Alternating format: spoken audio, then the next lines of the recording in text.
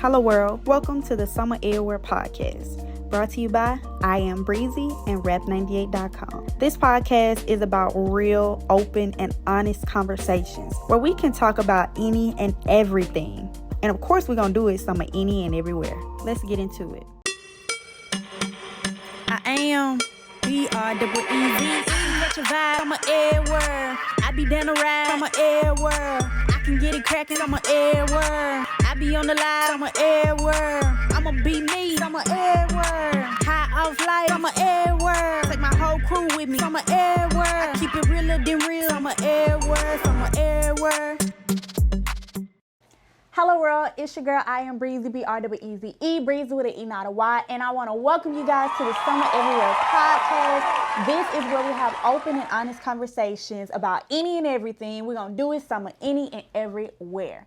All right, so if you are new to the SOE fam, make sure you go find us on whatever platform floats your boat because we summer everywhere, okay? You can go check us out at summereverywhere.com and figure out what's the best platform for you guys. Of course, we have our audio as well as our visuals, right?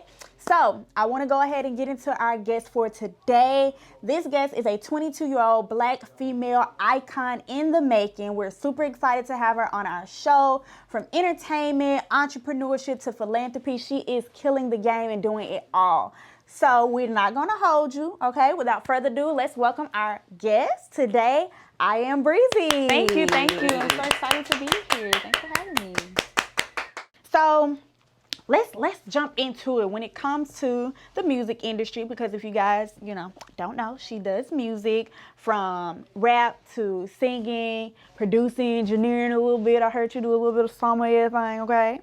Tell us a little bit about your journey as a musician and how you got started in the entertainment industry.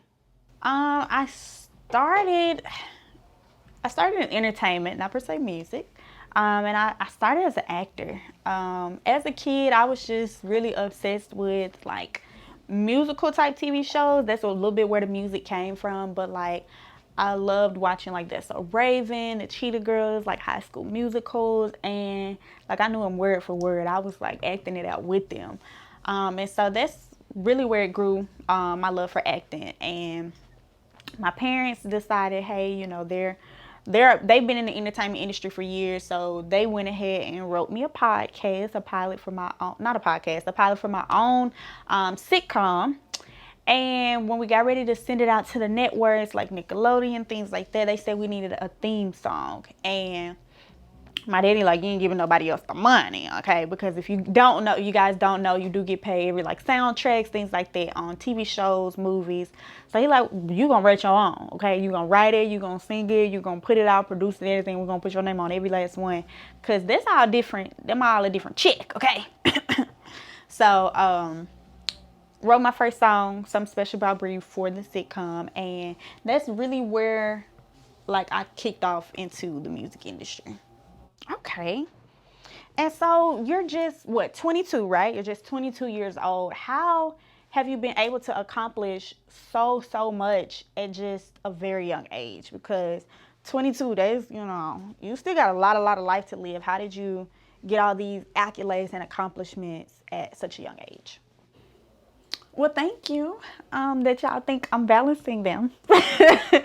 Cause I'm doing a lot, y'all. I'm doing a lot, girl. Like I'm somewhere well with it, okay? And I try to explain to people, being a visionary is definitely like I say all the time, it's a curse and a blessing. But I just always thought that everything that came, like bright idea, light bulb in my head, that I was supposed to be the one to, bring it to life or whatnot. And I did that for a long time, and I have over 12 businesses that I'm now closing because I decided that I'm supposed to be like Bill Gates or something and have all these businesses or something.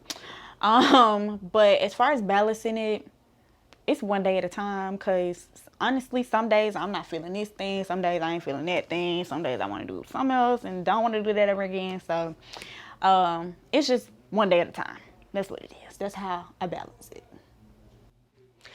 That's really good that you have such a strong support system behind you, because not only just, you know, us colored people, you know, we be struggling. It's hard for a lot of doors to be open for us, especially women. It comes with its own, you know, whole side of drama, especially in the entertainment industry, and to have such a good support system behind you that's consistently pushing you and making sure that, you know, you're getting in the doors that you need to. That's super dope. That's super dope. So commend to your family and your team and those that continue to support you and push you. Okay, so we was told by a little birdie that you have auditioned for 3 major shows when it comes to entertainment and music. The Rap Game, you auditioned for season 2, America's Got Talent, and The Voice. Tell us what those like audition experiences were like. How was it when you got those calls and you heard that, hey, they want you. They want to see what Bree-Ze's bringing to the table. How was that experience? It was exciting for me. It was nerve-wracking, very much so. I watched America's Got Talent forever, since I was a kid. So it's a show that I enjoy. I think it was out before my time, so I don't want to say since it started, because probably not. But I've watched quite a bit of it. The Voice, I watched it from season 1, and same thing for the Rap Game. Was a big fan of that. That was the first time I saw like kids on like any type of like competition type show, especially relating to music like that. So I was super excited about that. But every call, every email that I got from each of those shows to say, hey, we want you, we want to do auditions, whatever, it was super exciting. I was flattered, and nervous as hell. I was, you know, yeah, your girl, little butterflies, but definitely exciting though. Okay, so when it comes to music, right, being a creative, like what is your process when it comes to actually writing the music? How involved are you in the creative process of creating a record? I feel like I write very unorthodox.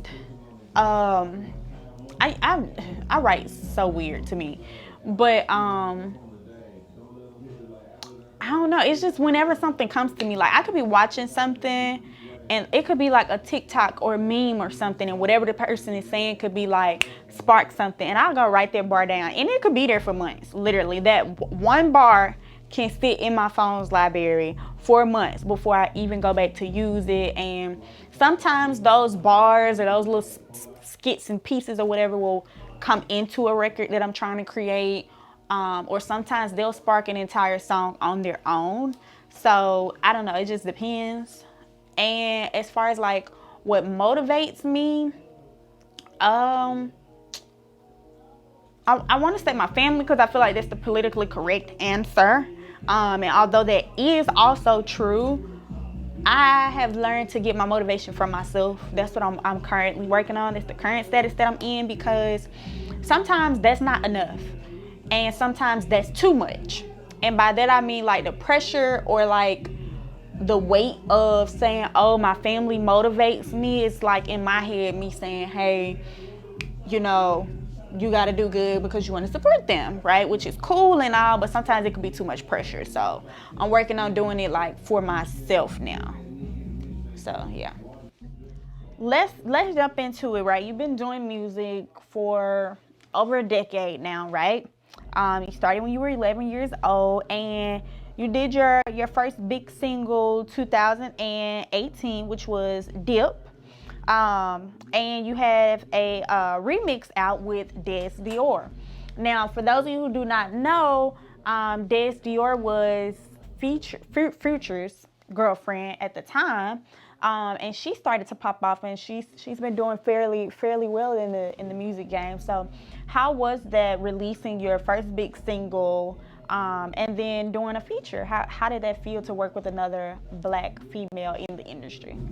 Yeah, Dip was, I think I did Dip 2000, and I want to say 19 or 20, maybe 18. I don't remember. Somewhere one in between that little span, 2008 2020, because I was an adult, and I know I cussed in Dip, so that's why I say that, because I ain't started cussing until I was 18. So it was fun.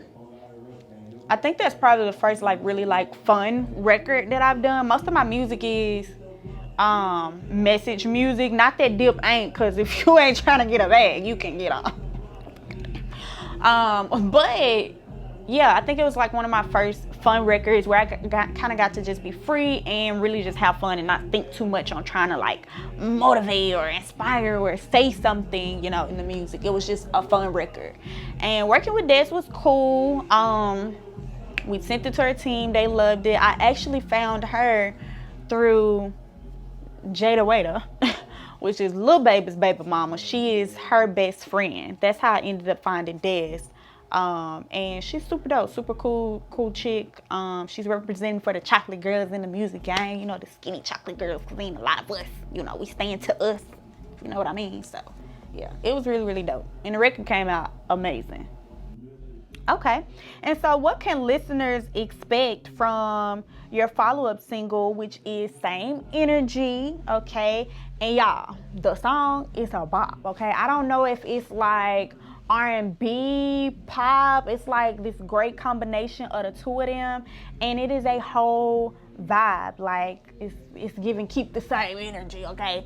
So how can you describe like your creative process behind that song, and what was it like to put out this is what, like your first R&B like pop singing type song? Is this like your first one? Same Energy was a vibe.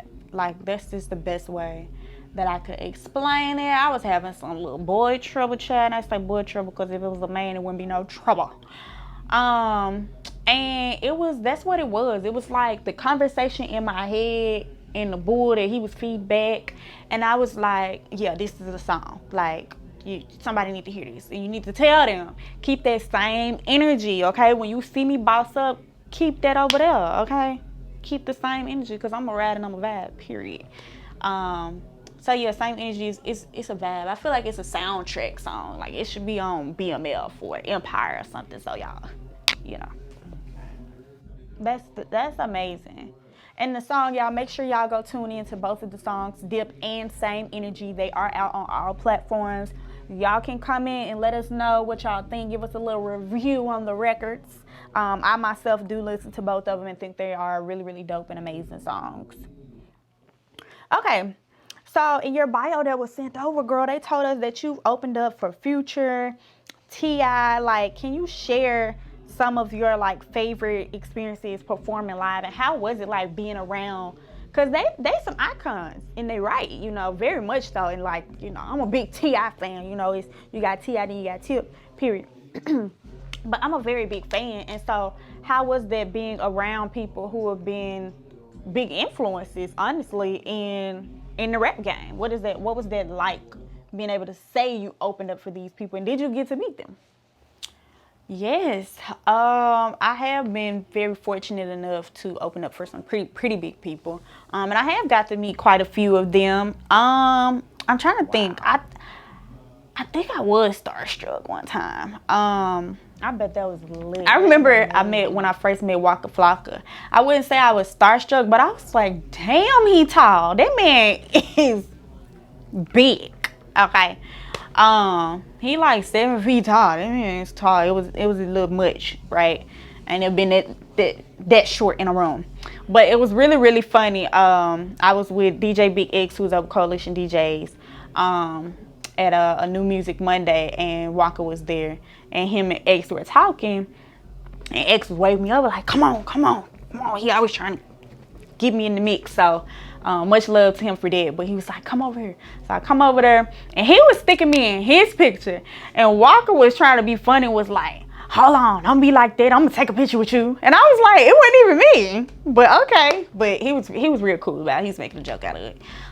So yeah, I've gotten to meet quite a few people that I look up to in the music game, and I've never got to meet T.I. himself, which I do want to do. That's on my bucket list. But I've met like damn near all his kids. Like, where you be at? Because I've met quite a few of your kids. I was on the show with The Money a couple times. So I've had a pleasure, like I said, of meeting his kids. I've been to the OMG concerts and gotten to meet them. So, but T.I., yeah. But he liked my post on Instagram, so you know. Oh wow! Oh my God! I let's love get that out for there. you. That's amazing to hear. Okay, so let's get into your philanthropy because we've been told that you have a heart of gold and you love to give back to the people. So tell us a little bit about your nonprofit organization and its mission to help the youth and young adults become entrepreneurs. Let's hear about that. Yes. So I started the BSOY Foundation in 2015. I was 15 at the time. And I think it was right on the cusp of me starting. Yeah, I was starting her in high school, one of those. I was already in high school, yeah. And I ain't like it. Like all them kids was real rough and real mean and rude, and they was always fighting. And I'm like, you would find something else to do, like for real. And like most of the stuff broke out like at the end of the school year, and I had seen it forever. Like of course everybody, you know, little bad kids, we was out here being rough and stuff. At the end of the school year, we can't get suspended, we ain't getting expelled, so this when we gonna pop pop pop. And it's just like, I don't know, it just was whack, really, honestly. So I started BSOY in 2015 doing a summer jump off. And basically it's a big old community field day that I do at the end of the school year for families, the kids, the community to come out and just have a good time without having to be violent and extra and all of that. And it spiraled in 2018. I got official paperwork as a 501c3 organization. So from 15 to 2018, me and my family, who I dragged into my organization as my board, we're doing everything out of pocket. Okay, so all of this good old philanthropy work was coming out of the pocket, boy. But it, yeah, 2018 is when we got our official paperwork and we started curriculums, and I was like really building up as an entrepreneur and wanted to teach that to other people around me, my peers, my younger sibling, things like that. So we created the TYE program, which is Today's Young Entrepreneurs, and we teach entrepreneurship from start to end. Wow. So I think that's super dope, and I commend you and your organization, the BSOY Foundation. You guys can go to their website, bsoyfoundation.org, and donate, see how you can volunteer, sponsor, and give back to the community. Okay, so I really want to talk about this, right? How did you become the first youngest Black female program director in radio back in 2016? Yeah, so I was 16 at the time. Wow, you were just 2016 at the time. My dad had this bright idea, child, that's where I get it from, to start his own broadcasting company and radio station. And he was doing the research, and he was like, all right, we gotta have a program director. And I don't know his side of the story on why he came to me with it, but he came to me with it and was like, would you be interested in being the like real business meeting-ish, in the den though, in our house while we got on socks and pajamas though. But he was like, so, you want to be the program director, this is what it entails, da da da. But it was kind of casual, and I was just like, nah, let me go see. Because I've always been one to just take anything or any role somebody gives me very seriously. So I'm like, let me go do my research and see what it is I'm gonna have to be doing before I say yeah. So I took about a day or two to go do my research, see what a program director was, what's the role, what you do, what you get paid, doing my research. And I was like, okay, I could do this. It was ultimately being able to be a people's person and connect the dots is what I saw from it. And I feel like that's me in a nutshell. So yeah. That is and dope. I'm still currently in that role. And you still do. Director, and I love it. I love it. Okay, and so what did you like most? Did you enjoy being a program director more or being a radio personality? Well, I feel like when it comes to being a program director and at the radio station, I play 3 roles, right? So I'm the program director, a radio personality, and I'm also an artist, right? And I'm also a fan, right? So just remember those 4 things. And I feel like they just let me do things I didn't think I was gonna be able to do. Like being the program director, I am working for myself essentially as the radio personality. So I'm getting to pick and approve who I want on my show, right? Like who I want to reach out to, who gonna be my next guest. I had the perk of saying yes or no to myself, right? And then as the radio personality, the perk was coming back off of being an artist. Like now I'm getting to talk to these other artists. Now I'm getting to interview and have conversations with Jazzy Faye, and like I come up with my own questions for my show, so I'm asking them stuff I want to know as an artist and as a fan. So it was a miracle all around, because I'm getting to meet these people that as a regular person I probably wouldn't have ran across, or I'm getting to connect dots and work on music with these people because I'm an artist and a radio personality. So it was a win for me. Okay. They both got their perks. Gotcha. Okay, so can you tell us about your new podcast, Summer Everywhere? Like, what's this? How did this come about? What was the vision? And how did we get here today? Yes. So the podcast came to me a couple months ago. I'm gonna be honest. I can't originally tell y'all where it came from. That sounds so bad. But I can't tell you where it sparked originally. But what I could tell you is when I really, really was like taking it serious. So I went to Atlanta a month ago and attempted to move child and didn't work out. But I had already started the podcast before I left. And I was just like, I really miss, like, because I haven't been, doing my show as a radio personality. I really miss, like, talking to people, being around people. But there are certain things, like rules and regulations, things you can't do, things you can't talk about. When you're talking about radio versus my own podcast where I'm the director, I approve, disapprove, things like that. And I'm not signed to anybody, so I can do what I want to do with it. And that was ultimately the inspiration for the podcast, is just having my own control. But I really started taking it serious about a week ago. I had a dream, right? Martin Luther King to the people. But no, a week ago, I had a dream about my podcast. And it's crazy because prior to that, I was already talking to my family. I'm like, my goal with the podcast is to do live shows. Like, I want a live studio audience. And after I had said that to them, I had a dream about it. And I was in this big room, big auditorium, and it was full and packed from left to right, front to back, of like a studio audience. But it was big, like auditorium type big. And I was up on the stage doing a podcast with somebody, and it was all open and inclusive. And somebody out in the crowd asked a question, y'all, and they was talking about film. I'm a film. How do I do such? And somebody from behind who was on the stage, so must have been a part of the crew, started talking and was like, hey, young man, let me tell you something. And then I turned around, y'all, and it was Tyler Perry in my dream on the stage of my podcast. And I was like, okay, this is when it's my vision, right? As a visionary, that was the epiphany that, okay, this is what I'm supposed to be doing. This ain't one I hand out. This is what I'm really supposed to be doing. And it was so real and so vivid that I knew that this is for real for me. Like, I could see my dad. I'm like, cameraman. I could see him running through the crowd with the camera. So I'm like, yeah, this must be what I'm supposed to do. I got the gift of gab, so why not? So that's ultimately when I really started taking seriously the podcast. That's really, really dope. Okay, and so how do you go about choosing your guests for your podcast? Is it like just all the people that you love and that you want to see?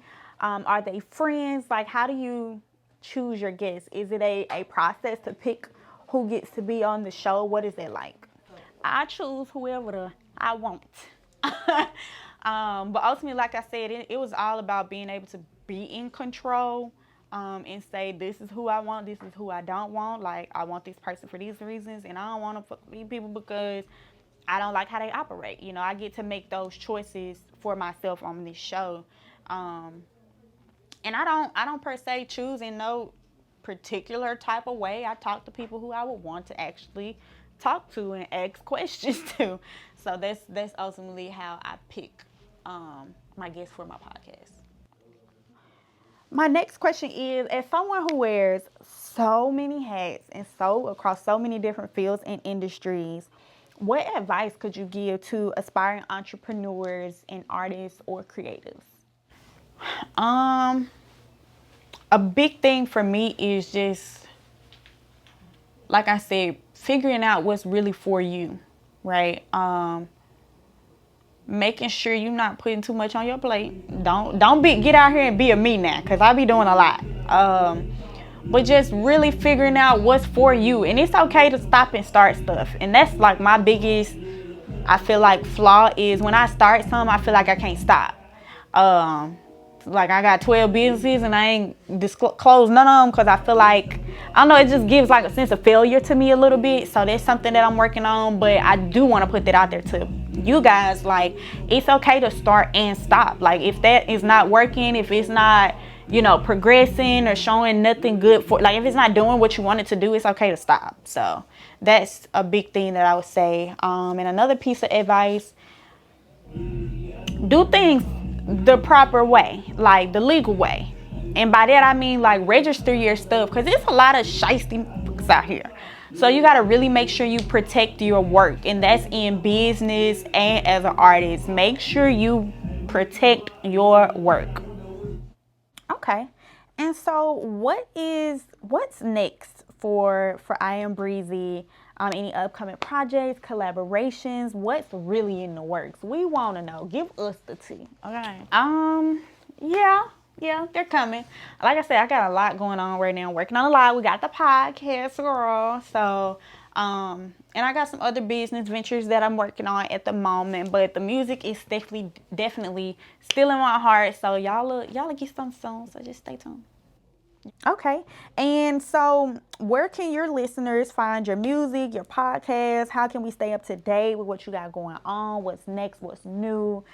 Let everybody know. Well, you can follow me on all social medias. I am _Bree-Ze, BREEZE. And my Instagram, I am _Bree-Ze, BRE. And then for my podcast, of course, Somewhere Everywhere on all social media, Somewhere Everywhere podcast. If y'all go on any of our social medias or our website, y'all will be able to see what our platforms that we're on. But we everywhere. We on Google, we on Apple, we on iHeartRadio, we on Rap 98. We are somewhere everywhere. So yeah.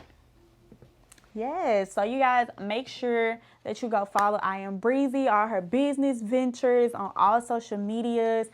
So thank you guys for tuning in, and we will see y'all next week. Don't forget, follow us on all social medias at Somewhere Everywhere Podcast. Bye. Bye.